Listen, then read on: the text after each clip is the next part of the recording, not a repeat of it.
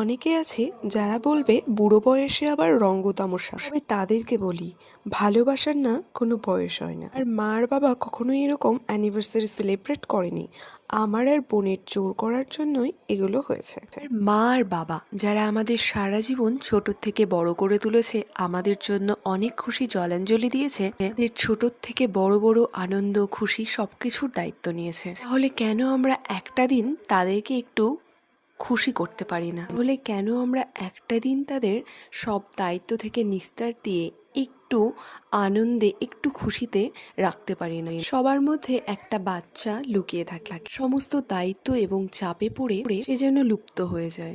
আর তাই একটা দিন এরকম করে সেলিব্রেট করা যেতেই পারে। কি বলো তোমরা? এরপর চলে খাওয়া দাওয়া পর্ব। আর এখানে আমাদের সাথে ছিল দাদু দিদা, মামা মামি, ভাই, সবাই। ভিডিওটি দেখার জন্য অনেক অনেক ধন্যবাদ।